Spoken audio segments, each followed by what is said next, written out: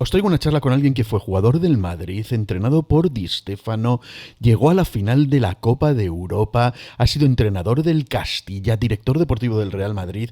Creo que pocos como él para darnos un insight de todo el club. De verdad, quedaros a ver toda la charla, que es absolutamente fantástica, pero os cuento que no la pude hacer con el programa, con el software que siempre la hago. Parecía que tenía unos problemas de sonido, la hicimos al final en Zoom.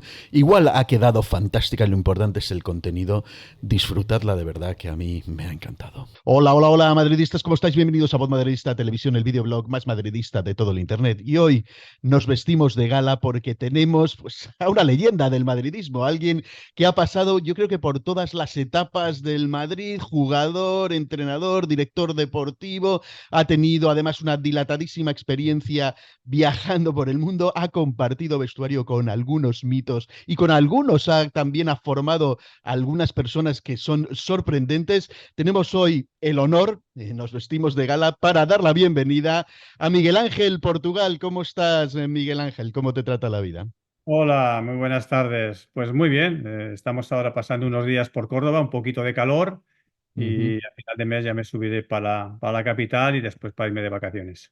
Muy bien. Para los que no lo sepáis, que deberíais saberlo, porque bueno, no todos sois de mi generación, pero para los que somos de mi generación sí lo conocemos. Este señor que tenemos aquí es nada más y nada menos que Miguel Ángel Portugal Vicario. Y aquí es donde quiero preguntarte algo, Miguel Ángel, porque yo soy Aurelio Toral Vicario y tú eres de Quintanilla de las Viñas, Burgos, y mi vicario es de Burgos también, de Quintana Loma es la parte de mi familia Vicario. Yo no sé si al final seremos primos y todo. En Aloma está por la parte de Lerma, ¿no? Mecerreyes y todo eso. Claro, más Toda la para parte- arriba, sí, sí. Aranda, entre Aranda, ¿no? ¿No está No, por ahí? aquello está más para arriba, pero es igual. No sé si No, es que existirá relación, pero bueno, el la, vicario es un apellido que se encuentra mucho en Burgos, ¿no? la madre de Arantxa Sánchez Vicario y de los Correcto. vicarios de allí, de Mecerreyes, de Ujú, pueblo, de justamente de a 10 kilómetros. Y los vicarios, pues allí hay muchos vicarios. La verdad es que en mi familia vicarios se repiten muchísimo. Mis ujú. primos, mis abuelos y mis padres, mi madre es vicario, mis primos son vicario.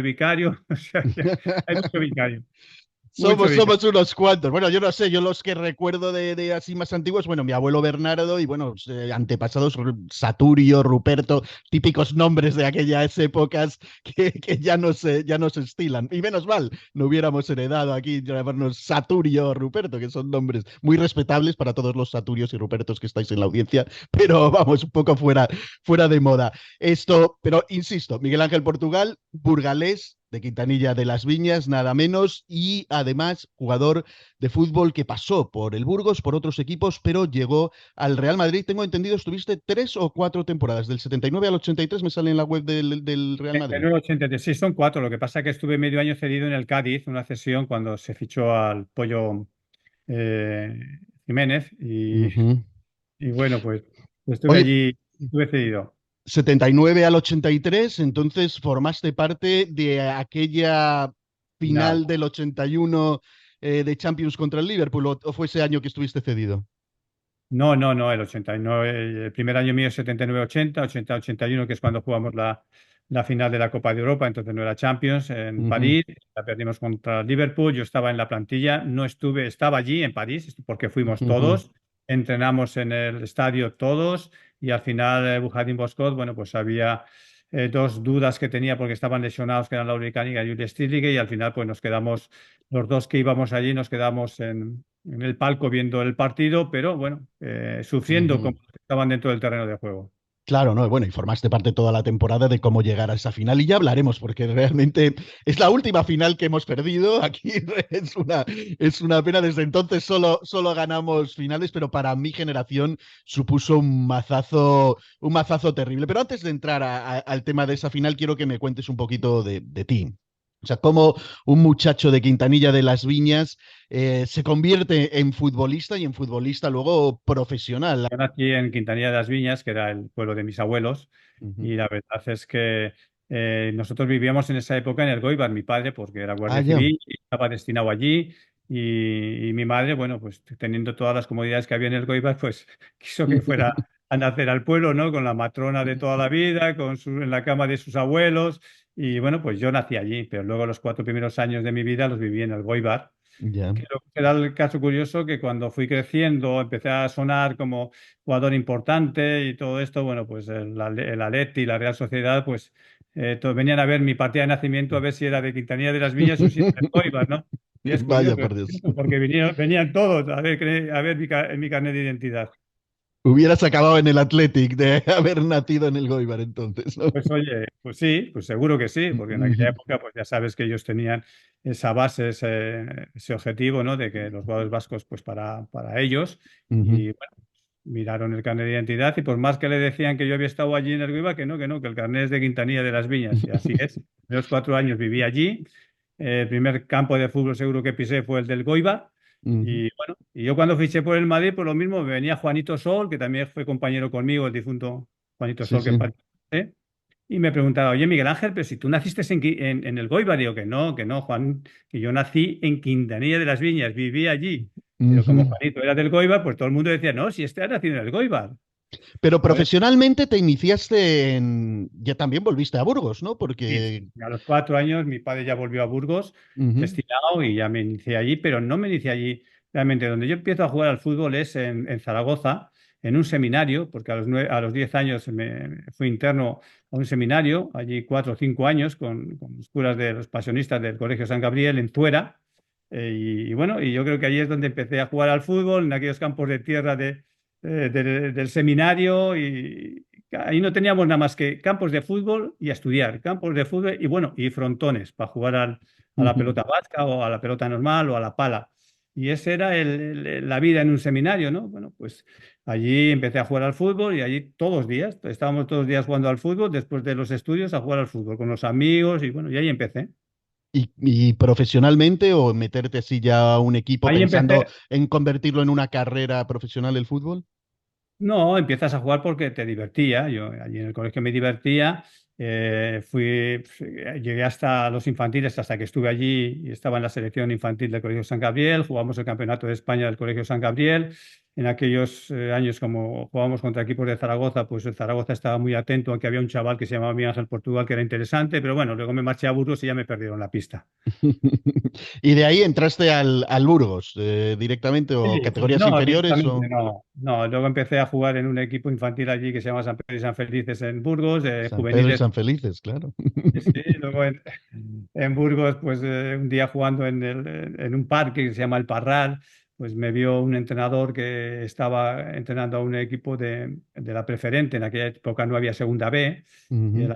el yo tenía 15 años y bueno, pues me metió ahí a jugar porque le faltaba gente y me debió ver muy bien porque dice, no, no, tú vas a jugar el próximo día ya con nosotros. Y empecé a jugar con los mayores, con 15 años, ¿sabes? Y bueno, Precocidad. se llamaba el Atlético Burgales. Ujú. Ahí ya jugaba, alternaba Atlético Burgalés con los juveniles del mismo equipo. Jugaba juveniles un día, el sábado y el domingo, pues con los mayores también. Ujú. Y de ahí pasaste al Burgos, que es donde finalmente luego, bueno, ahí cruzas tu vida con Juanito, No, con Juan Gómez, ¿no? En el sí, pero Burgos. primero llego del Atlético Burgalés, se Ah, fija en mí el Real Madrid. el eh, Madrid ya de esa sí, época. sí, hago unas pruebas, voy allí y se quedan conmigo. Ujú. Estoy medio año, cuando llega medio año tengo 18 años, me quieren, no sé, querían que me fuera cedido a equipos que a mí no me gustaban y entonces como tenían que pagar un dinero al club originario mío y bueno, pues ya sabes las cosas que pasa, pues yo dije que me quería volver a Burgos porque sabía que el Burgos me quería, Ujú. volví al Burgos y fiché por el Burgos. Ajá, ah, Pero fenomenal, ¿no? Por el primeramente Madrid estuve primero en el y, Madrid bueno, juvenil. una especie de Mbappé, que pasaste un ratillo por Tati, la inferior. medio año pasé por allí y luego volví a Burgos y allí ya hice Ujú. ya 4 años, primero en el Burgos Promesas, jugamos muy bien, ya me subieron al primer equipo, me costó 2 años en hacerme titular porque ahí había gente importantísima, coincidí con el gran Juanito, Ujú. cuando estaba Juanito yo jugaba muy poco, que no era mi posición tampoco, pero bueno, había también grandes jugadores. Y la temporada grande mía es cuando se va Juanito al Real Madrid y bueno, y yo soy el que hace el enganche, la media punta y es cuando ya me ficha al Real Madrid de profesional. Claro, ¿cómo fue eso? ¿Que te vuelven a llamar? ¿Tú eras de todas formas madridista o tenías alguna otra preferencia en aquellas épocas? No, no, yo siempre he sido madridista desde pequeño. Ujú, Desde que el Telenfunk lo tenía mis padres colgados en la pared para escuchar las Copas de Europa, yo era madridista de los que se escapaban las lágrimas cuando perdíamos una final o perdíamos un partido de niño. ujú, Y bueno, y en este sentido, pues bueno, se fijó en aquella época, hice una gran temporada aquel año, se fijaron el Atlético de Madrid, el Barça, el Real Madrid, y bueno, pues yo creo que el Madrid por aquello de que me habían tenido y me habían dejado ir, pues bueno, pues puso más carne en el asador ujú. y me recuperó, ¿no? Creo que fue el primer futbolista que recuperaron, que había pasado por la casa, ya un poco hecho, y que después le volvieron a recuperar de profesional, pagaron una cantidad bastante interesante para aquella época, y bueno, y esa es la manera en que llegué por segunda vez al Real Madrid. Bueno, entonces eres el protocanterano de la actual política esta de cederles un tiempo, pero con opción de recompra para volverles a traer, que luego ha sido Bueno, sí, tan exitosa con Carvajal y otra gente, ¿no? bueno, sí, Lucas Vázquez. ese es una, digamos, una norma, o por decirlo, un tema que cuando yo estuve ahí de secretario técnico, eso José Ángel Sánchez lo tenía en Ujú, mente, lo puso digamos, en su libreto de actuación, de cómo hay que actuar con la gente de la cantera, ¿no? Para que también la cantera sea autosuficiente y se pueda financiar. Y esa era una de las cosas importantes que José Ángel, bueno, pues incorporó al modo superandi con la ujú, cantera, ¿no? Si vas a estar, mejor ceder. Se pone una opción de compra interesante para las dos partes, para ellos y para ti, porque evidentemente no es una opción de recompra donde el que recibe al jugador luego se queda sin nada, sino que ujú. sí que se le compensa porque ha hecho y ha preparado a un jugador que luego puede jugar en el Real Madrid, y eso el Madrid siempre lo ha tenido en cuenta. Claro, yo creo que es mejor alternativa a eso que la cesión, que normalmente lo que hace es que el equipo que tiene al jugador cedido dice, yo para qué le voy a dar minutos a este tío que no sé si va a quedarse finalmente. Mientras que si ya has hecho el esfuerzo de la compra y luego a lo mejor hay un beneficio de poder revender, pues sí le das minutos, sí le das oportunidades para que pueda Por exhibirse el eso es jugador. súper fácil, porque es mucho mejor la compra y la recompra, porque el jugador ya prácticamente sale, pero puede volver. No es como Ujú, que sale cedido y tiene que volver por sí o sí. Y además para el jugador es muchísimo mejor, porque va a desarrollar ya su carrera pensando ya dónde está. Si luego vuelve, pues mucho mejor, pero ya vuelve con cierta personalidad, con cierto carácter, siendo valorado también, porque van a tener que pagar un buen dinero de recompra. No es como si fuera un jugador libre o un jugador ujú. que pertenece a otro club, pero sí que las recompras siempre tienen un dinero bastante equitativo para las dos partes. Muy bien. Cuéntame un poco cómo era el Madrid de esa época. El Madrid al que tú llegas, pues la última Copa de Europa había sido en el 66, tú llegas en el 79, seguíamos, es la travesía en el desierto por la que pasábamos todos, que siempre con la esperanza de a ver qué pasa, pero no se lograba nada, y llegas a ese Madrid que luego se denominó de los Garcías, que tenía García Cortés, García Hernández y todo aquello. ¿Cómo era ese Ya vestuario? García ¿Sentíais... Remón. García Remón, claro, teníais esa presión por recuperar prestigio en Europa. ¿Cómo sentíais el día a día? Éramos muy competitivos y nos llevábamos muy bien, la verdad, competitivos muy Ujú, bien. Pillé a Pirri, a Benito, a Camacho, que eran los auténticos líderes y son los que nos empujaban a todos, ¿no? Y en este sentido era un equipo, una plantilla muy compenetrada, muy aplicada, muy parecida a la que tiene ahora mismo Ancelotti. Quizás en aquella época no estaba todo el mundo globalizado como está ahora, solo había dos extranjeros, los demás éramos todos nacionales, pero en cuanto a lo que es lo que podemos decir sentido de equipo, que es la solidaridad, el compañerismo y todo esto, era un equipo fuerte, un equipo muy fuerte, y además liderado por hombres con peso como Pirri, como Benito, como Camacho, como Vicente del Bosque. O sea que era ujú. un equipo Santillana, Juanito después, muy compensado. Y bueno, llegamos a la final de la Copa de Europa. Tuvimos la desgracia de que Kennedy pegó un chut de allí, que hubo un descuido, que si el otro, la culpa tuya, la culpa mía, total, que nos metieron el gol y Oye, pues nos mira fuimos eso, como de tontos. Háblame de esa final, aunque no participaras, pero yo la recuerdo con pena, pero también con cierto cariño, porque mi padre solía hacer bromas de que la jugada del gol, para la que no lo recuerden, hay una entrada, hay un saque de banda, va a entrar el jugador inglés, pero el balón parecía claro para García Cortés, pero la intenta dar con la zurda, que la debía tener para apoyarse, No, no, es al revés, la o él zurda era al era revés. O sea, encima era la buena. era la buena, la Era buena. la buena, pega una patada al aire, que mi padre hacía la broma que dejó sin aire el campo de la patada que le dio, el otro se cuela, y Agustín también como que se aparta un poco. Bueno, Eh, eh, ¿cómo- cómo- fue el gol porque a veces los goles vienen por cosas que pasan, ¿no? Que muchas veces no son previsibles, pero suceden, ¿no? Y nos metieron aquel gol. El gol no, el partido no era Fue muy claramente igualado y muy era igualado, muy igualado. Era de contra cero, un... ese partido de 0-0, mucho control, mucho control. Allí Ujú. Bujati Boscot, yo le quiero mucho y siempre le he querido mucho, aunque a mí me utilizara poco, como él me dijo un día que fui a Yugoslavia ya cuando era mayor, Portuma, qué pena, tú muy joven. Pero bueno, era un tío del que aprendimos mucho, sobre todo su método de entrenar y su manera de entrenar, que fue una innovación para todos los que le tuvimos y que a mí me ha servido luego en mi carrera un poco para encontrar. Nos dio guiones y Ujú. después los hemos sabido, o yo lo he sabido aprovechar, Vicente y todos los que hemos estado con él, pues también, ¿no? Era Esa un época de entrenadores yugoslavos que había precedido con Miljan Miljanic y luego equipo. Bujadin, ¿no? Milosevic, que le tuve luego en Cádiz también, eran hombres que utilizaban mucho los espacios reducidos, que entonces en España pues era la novedad, ¿no? Era Ujú, algo que no se tocaba. Y la verdad que trajeron una nueva manera de entrenar y bueno, yo creo que a partir de ahí el fútbol, yo siempre digo que el fútbol de España le debe a los entrenadores extranjeros muchas cosas que introdujeron. Luego ujú. llegaron al Barça los del Ajax Los y holandeses, claro. holandeses, y eso fue innovación. Al Atleti vino Howard Candle y Ujú, trajo también innovaciones. Vinieron siempre entrenadores extranjeros que siempre aportaban cosas diferentes, que era que lo que aquí en España, la época que nos tocó vivir, hasta el 75 que cambió la democracia, bueno, pues nos tocó vivir por lo que había. No venían ujú, entrenadores extranjeros, eran todos nacionales, uno se pasaba al otro la maleta, el jugador que había tenido un entrenador, pues cogía la maleta del entrenador que había tenido y seguía los mismos tips y los mismos temas, pero llegaron la apertura y estos entrenadores extranjeros pues nos trajeron aire fresco, ujú. nuevas cosas, nueva metodología y fue muy bueno para el fútbol español. Sin embargo, ahora lo que está de moda es el entrenador español, ¿no? Porque mira, Guardiola, Arteta y otro al que tú que fue influido por ti porque le tuviste, creo, como jugador, a Unai Emery, ¿verdad?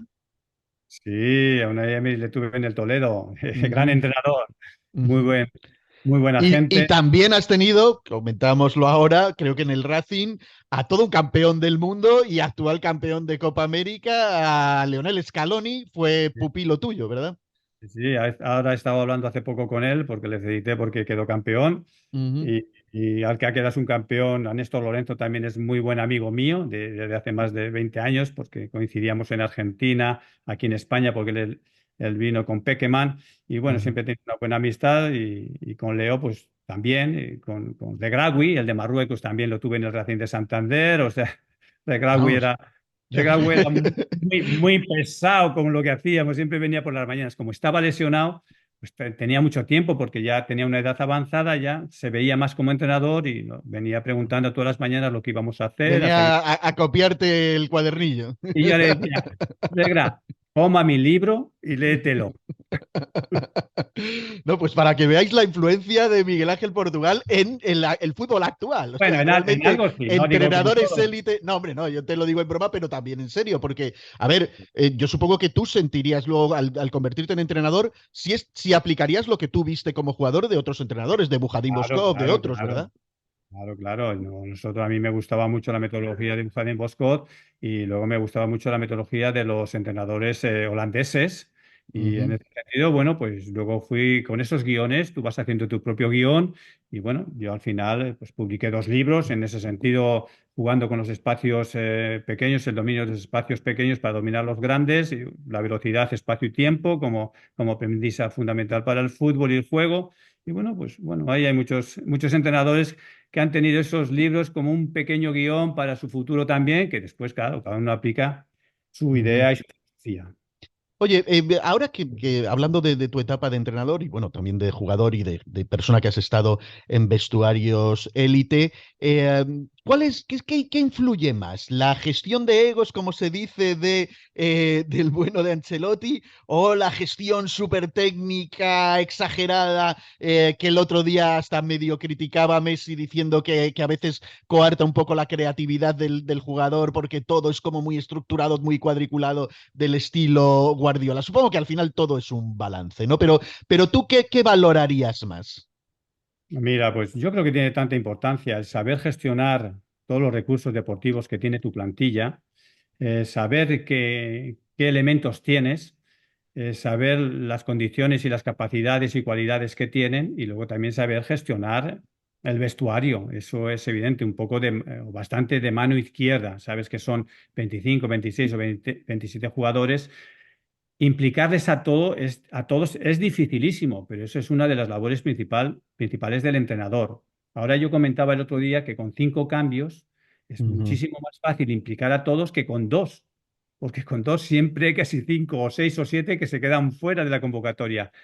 Yendo 20 jugadores a las convocatorias, siempre hay 2 o 3, el portero que no juega, al final van todos. Y eso es una implicación, porque aunque parezca mentira, el jugador que va se siente mucho más implicado que el jugador que se queda en casa. Y ya si ujú, te quedas en casa un día, otro día, esa implicación se va perdiendo, ¿no? Entonces ahora el entrenador tiene muchísima más capacidad para implicar a todos que la que se tenía antes, ¿no? Pero en este ujú. sentido, lo que te digo, yo creo que el entrenador lo que tiene que tener es conocimiento, lo primero. Y después, el saber transmitir los conocimientos, lo segundo. Y lo tercero, saber convencer también. Y después ya hablamos de los egos, de saber gestionar. Oye, hablando de gestionar egos, en aquel Madrid en el que tú estabas, que dices que era una plantilla muy cohesionada, pero hubo un famoso rifirrafe, entre comillas, una tensión entre Stielique y Juanito, que se habló mucho. Al final, bueno, yo sé por Roberto, por el hijo, que lo hemos hablado, que al final se llevaron estupendamente, se hablaban y estuvieron muy pendientes el uno del otro una vez retirados. Pero había tensiones. ¿Cómo se resuelven las tensiones de dentro de un vestuario? No sé si quieras ejemplarizar, ni quiero que tampoco nos cuentes No, intimidades de aquel es que vestuario, pero... Juanito era así, Juanito era así. Y eso sucedió, fue lo que más se dio, fue muy notorio en un partido de la final contra el Aberdeen de la Eurocup, no la Ujú. Champions, la otra. Y en el descanso, bueno, pues hubo un rifirrafe allí dentro del vestuario, que si tú, que si dejas de hacer caños, que si tal, que si cual. Bueno, pues, Juanet, como era espontáneo, era lo suyo. Él no es que hiciera un caño para exhibirse, lo hacía porque creía que era la mejor manera de salir de una presión, ¿no? Y bueno, pues a Stilique en ese momento pues, no le gustó y sí que hubo un rifirrafe en el banquillo, pero nada más. Nada. Aquel Aberdeen lo Ujú. entrenaba el gran Ferguson y nos ganó, Mm. nos ganó. Es aquel año que con Di Stéfano perdimos las 5 finales. Eso te iba a decir, traes un año de infausto recuerdo, pero grandioso porque llegamos a todo, pero terminamos segundos en todo, ¿no? Debió Sí, sí. ser frustrante y peor para un entrenador, una persona tan ganadora y tan competitiva como era don Alfredo. Cuéntanos cómo era don Alfredo y cómo fue aquel año. Porque la Pues, verdad es que cualquiera lo diría como exitoso. En el fondo, llegar a todas esas finales y al final, bueno, termina segundo, pero para terminar segundo hay que estar ahí. Y al final lo que se dice siempre es que lo que se le debe pedir al equipo es competir. Puede que en un mal día no te resulte la cuestión, pero al menos llegaste a esas instancias. pues mira, Alfredo era futbolero, era, era del fútbol de la calle, de los Ujú, que al jugador le dan confianza, le dan serenidad. Yo es con el entrenador, fíjate que Bujadín estuve con él 3 años, con Di Stéfano uno, pero con el que más jugué fue con Alfredo, porque él, pues bueno, sabía cómo éramos todos y nos entendía perfectamente, ¿no? Y muchas veces se dice de los juegos de posición y quién ha inventado los pases, el pase. La frase de Alfredo era cortita y al pie. Y siempre al de la camiseta blanca.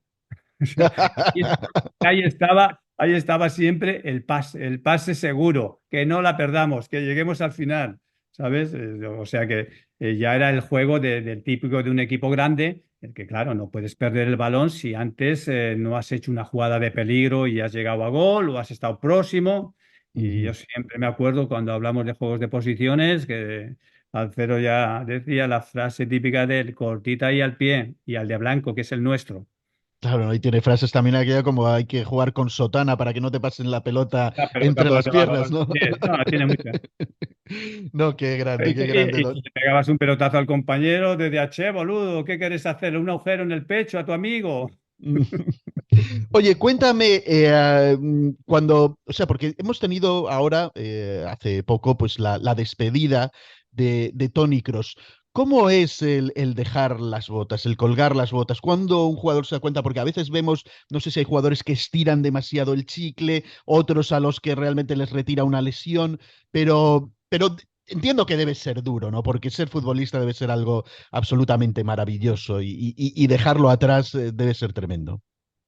Es que, quieras o no, el fútbol es un juego que te ha gustado desde pequeño y tú, aunque seas profesional, lo sigues viendo como un juego que te hace disfrutar y que te divierte, ¿no? Luego puedes ser profesional, pero en el fondo eres un jugador que cuando saltas al campo te quieres divertir jugando. Ujú, Pues a veces tiene que sacrificarse porque no te puedes divertir, porque hay otro que se quiere divertir más que tú. Y entonces, pues te tienes que sacrificar, ¿no?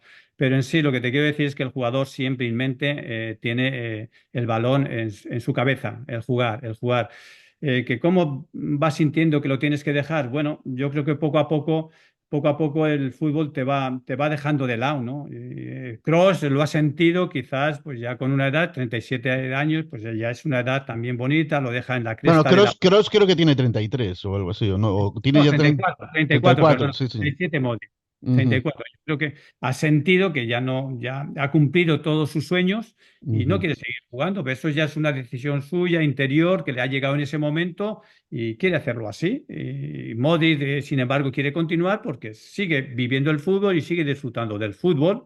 Yo me retiré con 35 años y ya cuando no podía más porque mi rodilla estaba hecha añicos, pero bueno. ujú, Pero bueno, cada uno sabe el momento. Lo que sí es verdad que, bueno, que luego posiblemente Kroos continúe en el fútbol, ujú, ejerciendo en otras profesiones, y Modric y todos los que han estado en la élite, pues seguro que dentro de 5, 6, 7, 8 años te los encuentras pues entrenando o en la dirección deportiva o en algún sitio importante de los clubes. ujú.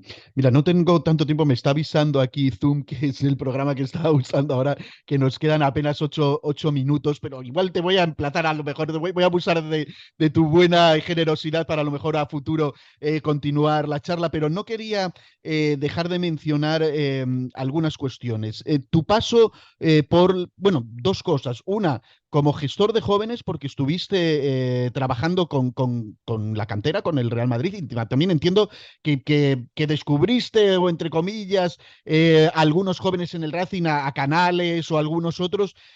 ¿Cómo es esto de darle oportunidad a los jóvenes? Porque ahora vemos el ejemplo de Lamil Yamal, pero luego vemos otros entrenadores que se atreven un poquito menos y quieren ir a lo seguro. Primero, ¿cómo haces para detectar el talento? Si hace falta tener alguna cosa, te fijas solo en lo técnico, también en la persona, en la capacidad que va a tener de soportar la presión de jugar élite. Cuéntanos un poquito la gestión de la juventud desde el punto de vista de entrenador. Bueno, yo siempre he tenido, no sé, un sentido en ese bastante desarrollado, que a mí siempre me ha gustado la calidad por encima de todo. Y cuando hay un chaval joven que tiene calidad, yo siempre lo he dicho, yo no, para mí el jugador de fútbol no tiene edad, tiene calidad, tiene unos condicionantes que le van a marcar en su futuro. Ni que tenga 38 ni que tenga 18 o 16, eso es lo de menos, ¿no? Yo he hecho, en todos los equipos que he estado, la verdad que siempre han salido gente joven, pero no porque fuera un capricho mío, ¿no? Sino porque eran jugadores que luego han salido también a la élite, ¿no? Y eso es, bueno, estaba acostumbrado porque está mucho tiempo también trabajando con jóvenes en el Real Madrid. Y bueno, trabajé con dos jornadas diferentes, la jornada de Cambiaso y luego la jornada de Soldado, de Negredo, de Felipe Luis, te diría aquel equipazo que teníamos en segunda que jugábamos de maravilla. que bueno, pueden decir que Guardiola salió en el Barça Atleti después, pero ese Real Madrid Castilla jugaba de maravilla con los volantes por dentro y los laterales por fuera profundizando, con Negredo cayendo y soldando más vertical. O sea, era un equipazo que jugamos al fútbol fenomenal. Yo lo que te quiero decir, que estás acostumbrado a trabajar con chavales de 18, 19, 20 años. Y cuando vas a otras canteras que generalmente se les cierra el paso porque generalmente los equipos que no son el Madrid o que no estás en la cantera, pues les cuesta, les cuesta. Yo el primer día que fui al Real Racing a entrenar, vi un partido de juveniles del Real Racing, que luego quedó subcampeón de España, que eliminó el Valencia, y vi a todos estos chavales, y entre ellos a Canales con 16 años. Yo ya me tomé nota, no sabía de que la primera vez, pues Canales tenía 16 años o 15 y los demás, pues lo mismo, Luque pues tenía también 15 y bueno, luego se hice debutar cuando llegué la segunda vez y, bueno, no me costó mucho porque es que tenían, los Ujú, conocía, habían sido subcampeones de España juveniles y si han sido subcampeones de España juveniles, esos juveniles tienen genética de algo. ujú. Claro, no es No, lo que yo digo no lo también, que que gente como Raúl te patea la puerta, se ganan el puesto prácticamente ellos solos, ¿no? Aunque, claro, en equipos de más élite tienen por delante a gente que es un poquito más difícil apartarles, pero aún así el que tiene un talento Yo siempre descomunal. tenía en cuenta una cosa, lo que yo sufrí en mis propias carnes. Yo fui un jugador que quizás por mi contextura, alto físicamente, pues, bien constituido, zancada y tal, pero y con un desarrollo que tardé más en llegar, quizás porque tuve ese entrenador que siempre apostaba por mí, pero nunca me ponía. Entonces, ¿me entiendes? Y estuve hasta que no tomé una decisión un día de decir, mira, me voy al Mirandés, no quiero estar más aquí, porque voy todos los días concentrados, pero cuando me tienes que poner, pones a otro.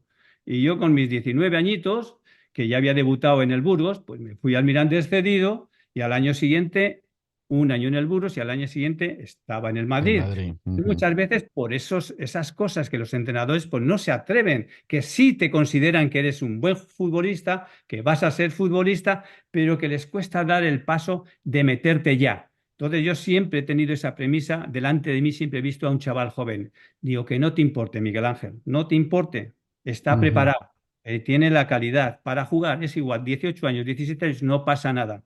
Yo hice debutar a Luque, un chico del Santander, que luego, bueno, no ha hecho tanta carrera como Canales, me Ujú. viene Guardiola y me dice, pero ¿y este niño qué años tiene? Porque claro, Luque era un niño delgadito, finito, que parecía que tenía 14 años. Digo, no, no, tiene 17. Ah, vale, vale. Digo, parece un niño, ¿sabes? Pero no importa, que tú les veas, que tú les veas. Se nos acaba el tiempo, Miguel Ángel. De Venga, pues verdad nada. que quiero. No, pero te voy a emplazar para una futura charla porque se me ha quedado corta. Tenemos que encontrar el tiempo porque quiero que me hables de tu impresión sobre el equipo actual y ahora mismo, sobre todo, de cómo ves la temporada que viene con esta llegada de Kylian Mbappé, cómo la ves encajar. Tienes exactamente 3 minutos desde este momento. Pues mira, cuando llega el deseado, porque Florentino eso siempre lo ha tenido en mente, para Florentino Mbappé siempre tenía que jugar en el Madrid. Mira que ha ido idas y vueltas, pero yo lo dije ya hace 2 años, Mbappé va a venir al Madrid sí o sí, está fichado, aunque él Ujú, no lo sepa, está fichado en la mente, ¿sabes? Y ya lo sabe que va a venir al Madrid.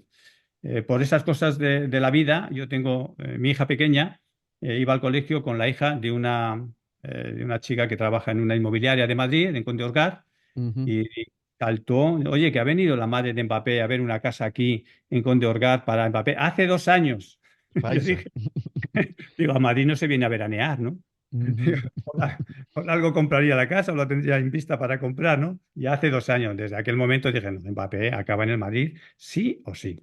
Y bueno, yo creo que con este fichaje lo que el Madrid pues, mete una estrella más en su plantilla, se ha ido Kroos, pero viene Mbappé. Quizás nos han faltado goles porque hemos tenido, o Ancelotti ha tenido la vista de saber compensar esos goles con la gente que llegaba de atrás como Bellingham, Ujú. o luego con Joselu cuando saltaba que también sumaba goles.